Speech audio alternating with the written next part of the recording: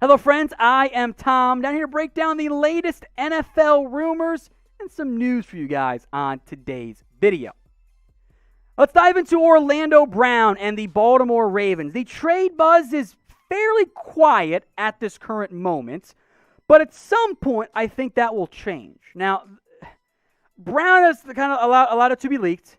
He wants to play left tackle and get paid like one, too.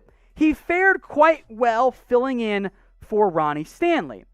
And the Ravens unquestionably have a fairly high asking price for a very, very good tackle in the NFL. Like, that makes sense, right? If the Ravens were to move on from Orlando Brown, if they get the offer that they would require to do so, they would be moving on from a great value pick and a damn good player. 3 sacks in 16 games, played right, played left, did a lot of different things for the Ravens last year. The issue for Baltimore is that they just paid Ronnie Stanley, who in theory should be healthy again next year. They have to pay Lamar Jackson, in theory. And between that and Marlon Humphrey's deal and now Orlando Brown probably wanting $20+ million a year, it gets a little bit dicey from the Ravens' perspective. So if they can find a trade partner who gives them a late first, early second at worst, that makes some sense. Now, I think the Ravens have not yet moved Orlando Brown because they don't have the offer that they want on the table yet. Now, the report from The Athletic a couple days ago was 8 teams make some sense. The Chicago Bears at pick 20, I think are a great fit if they want to go get a tackle. The Chargers pick in top 13, probably not. I think they could get one of Rashawn Slater or Penei Sewell there if they get really, really lucky. The Chiefs have a need there, but the money, probably an issue. The Colts could totally do it. Orlando Brown at left tackle, move that first-round pick. I actually love it for Indianapolis. I don't know if they would do it, though, after giving up so much for Carson Wentz. The Dolphins, maybe 2 first-round picks, some money. Not the best fit, though, with Austin Jackson, Robert Hunt on that roster already. The Carolina Panthers, they're definitely not going to move the number 10 overall pick, or the number 8 overall pick, excuse me. But a second rounder could make sense. What comes down to the Panthers side of it here is you tag Taylor Moton at right tackle. Can Greg Little emerge? If they trust Greg Little, left tackle is not a need. That is not an area that they have to go out and address. If they don't trust Greg Little, it's a big-time need. Minnesota continues to kind of sort of look at tackles, but not fully. And then Washington at 19 also makes some sense. The question is, will the team offer a first-round pick for Orlando Brown? So who will trade for Brown? Make your predictions for me in the comments section.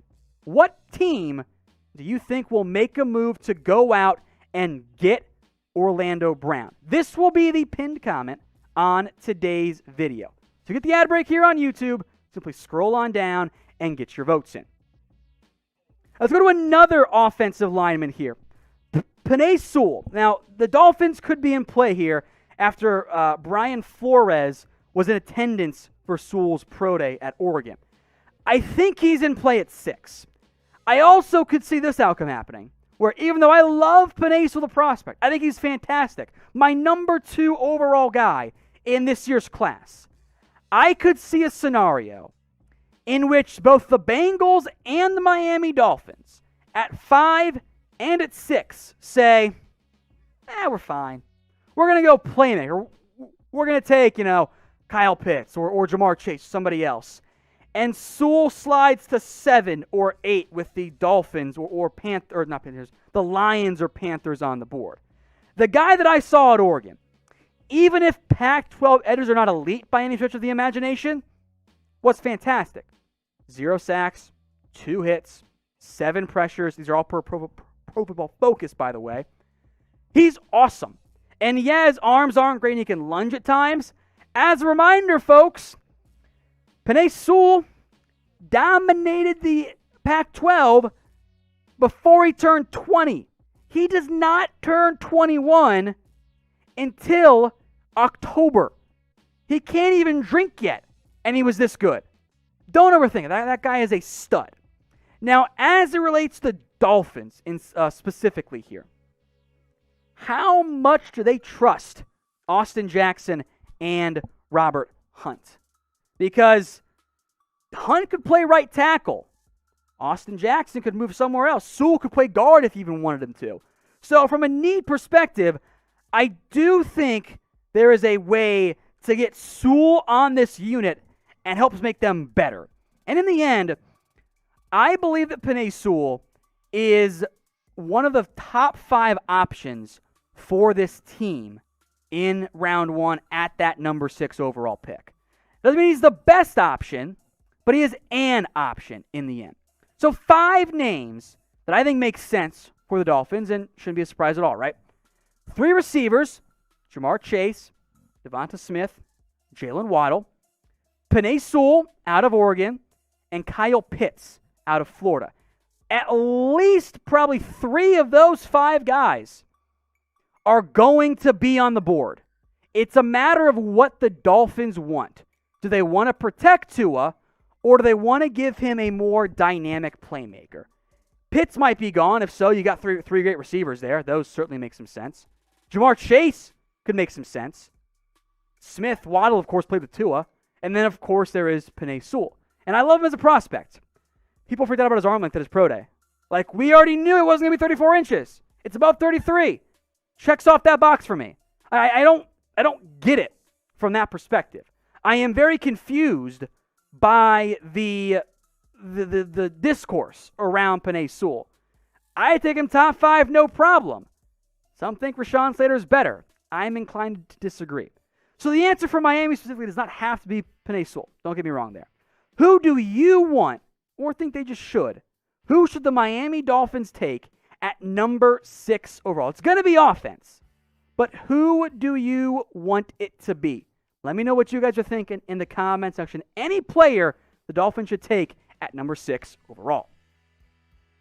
If you guys want to know everything going on around the NFL and the NFL draft, simply hit the big red button and subscribe today. That way, you don't miss any of the videos we got for you guys here at Chat Sports. News, rumors, trades, draft, free agency, mailbags, everything you could want and more. It's all available here at Chat Sports. So subscribe today if you haven't already. Let's chat Cleveland Browns now and the possibility of adding Jadeveon Clowney. Now, Cleveland.com, Mary Kay Cabot, says that the Browns still have a good chance of adding Clowney in free agency. And I remember Clowney visited it earlier in the offseason. There's been interest last year between those two sides. The Browns been an offer, and Clowney ended up saying no in the end. Where things are different this time around. Edge, still a need for Cleveland. However, Clowney, coming off pretty down here. No way around it. He was not good in Tennessee. Played in only 8 games and did not remotely produce the way that most people expect the former number 1 overall pick to produce. Now, Tennessee's defense in general was not that great last year, but that's because the edges were bad. Cleveland could still use an edge, if not multiple edges, this offseason. As things currently sit, there's, of course, stud Myles Garrett, but then it's Tack McKinley, Joe Jackson, Porter Gustin. That's not going to get the job done. So maybe Clowney wants to wait around forever like he did last year. Would not advise, my friend. Go sign now so you can get up to speed a little bit quicker. Even if the Browns were to add Clowney, I still think adding another, editor is possible early in the NFL draft. But from an upside perspective, depending on the cost, of course, Clowney does make sense. And I wonder if he wants a longer-term deal or just down to go, I'll prove it again, or prove it for the first time, I should say, and then get a big-time payday later on. But there is mutual interest here, and of the likely outcomes, I think a Cleveland-Clowney situation is fairly possible, best as we can know, of course, in NFL free agency. So what would you guys do? Would you go sign Jadeveon Clowney? Type Y for yes or type in N for no. Would you sign Jadeveon Clowney? Get your votes in right now for me in the comments section. It is Y for yes or N for no. What would you guys do? How about Justin Fields possibly falling to the Denver Broncos? Is that a possibility? I'm going to go with a bit more likely in light of the Sam Darnold trade to the Carolina Panthers. Now, NFL Network's James Palmer said the Broncos have interest in the event that Fields falls to the number 9 pick. And there's kind of some growing buzz and connections and speculation that, hey, maybe Fields slides a little bit on draft night. Now remember, Drew Lock, of course, is still the incumbent quarterback for the Denver Broncos. He's also been not great. So if you were able to get Fields for Denver, that intrigues me quite a bit. So pick a quarterback for me. Who would you take? Type DL for Drew Lock or type JF for Justin Fields. For me, it's pretty easy. It's Justin Fields. I had him graded much higher coming out relative to Drew Lock in college, and Lock has been not that great in the NFL. I am a big fan of Justin Fields, the prospect. And I know there's been the claims out there of, hey, he moved off his first read 7 or 11 times this year.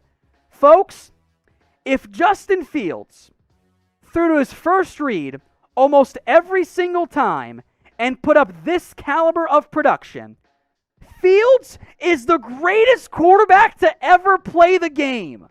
Because you limit yourself if you only went to one read and didn't move off it. Because then the defense would know, just cover the first guy. So that claim, it's a lie, guys. Fields, as a prospect, is an easy round 1 grade for me. Yes, there are concerns. He does lock on that first read too long. Tends to be a bit delayed to throw it. Part of the offense at Ohio State. He has the arm. The accuracy is great, by the way. Needs to throw with better anticipation, but he's a great athlete. You gamble on that guy top 10 every single time, especially when your other quarterback is this. It's not that good. Now, could Drew Lock have a breakout year? Sure could. Sure could. But if you were to ask the Denver Broncos when they took Drew Lock, hey, do you want Drew Lock, or I can promise you a quarterback in round 1 that you have a first-round grade on? They would take the latter. And the latter is Justin Fields. He might not be a success. He might bust, as all players, of course, could at some point. But the Denver Broncos, if they could get Justin Fields, is something that they should absolutely consider. And I'm kind of tired of the Justin Fields hate because he plays for Ohio State. I get their quarterbacks have been bad. There's been one other guy who went in round 1. It's a small sample size there. So from that perspective, if I'm Denver and Fields is there, it's a no-brainer. He's my pick at number 9.